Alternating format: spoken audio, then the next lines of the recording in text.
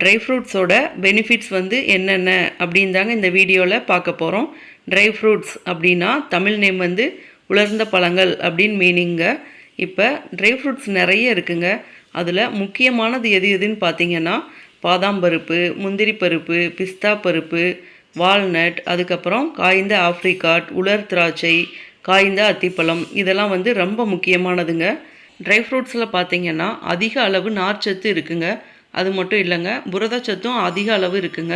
அதுக்கப்புறம் good cholesterol இருக்குங்க. அதனால் இது பார்த்திங்கன்னா நம்ம ஹார்ட்டோட ஹெல்த்துக்கு ரொம்பவே நல்லதுங்க. ஜீரண சக்தியை அதிகரிக்குங்க. அது மட்டும் இல்லைங்க, நோய் எதிர்ப்பு சக்தியையும் அதிகரிக்குங்க. அதுக்கப்புறம் குழந்தைங்களோட பிரெயின் டெவலப்மெண்ட்டுக்கு ரொம்ப நல்லதுங்க. 8 மாதம் கம்ப்ளீட்டான குழந்தைங்கள்லேருந்தே இந்த ட்ரை ஃப்ரூட்ஸை பார்த்திங்கன்னா பவுடர் ஃபார்மில் செஞ்சு அவங்க சாப்பிட்ற ஃபுட்டில் ஆட் பண்ணி கொடுக்கலாங்க. 1 வயசுக்கு மேலே இருக்கிற குழந்தைங்களுக்கு சின்ன சின்ன லட்டு ஃபார்மில் செஞ்சு கொடுக்கலாங்க.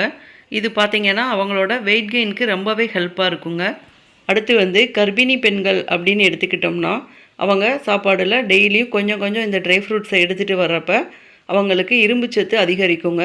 அது மட்டும் இல்லைங்க, அவங்களோட ஹீமோக்ளோபின் லெவலும் இன்க்ரீஸ் ஆகுங்க. மலச்சிக்கலை தவிர்க்குங்க.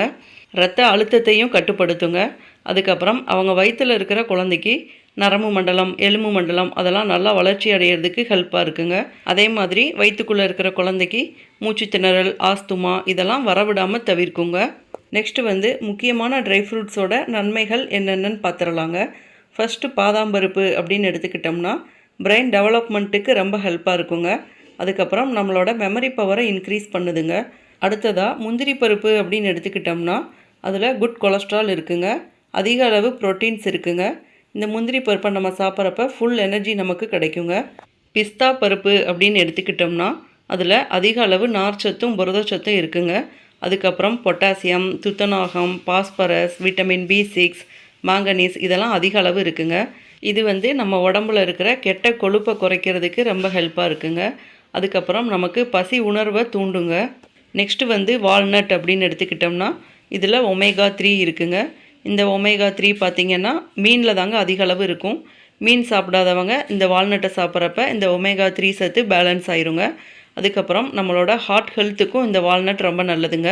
அத்திப்பழம் அப்படின்னு எடுத்துக்கிட்டோம்னா அதில் அதிக அளவு நார்ச்சத்து இருக்குங்க. அதுக்கப்புறம் நம்மளோட செரிமானத்தன்மையை இன்க்ரீஸ் பண்ணுங்க.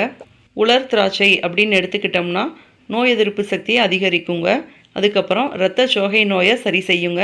இந்த வீடியோ உங்களுக்கு பயனுள்ளதாக இருக்கும்னு நினைக்கிறேன். இதே மாதிரி நிறைய பயனுள்ள வீடியோ அதுக்கப்புறம் ஹெல்த்தி ரெசிபீஸ்க்கு நம்ம சேனலை மறக்காமல் சப்ஸ்கிரைப் பண்ணிக்கோங்க. தேங்க்யூ.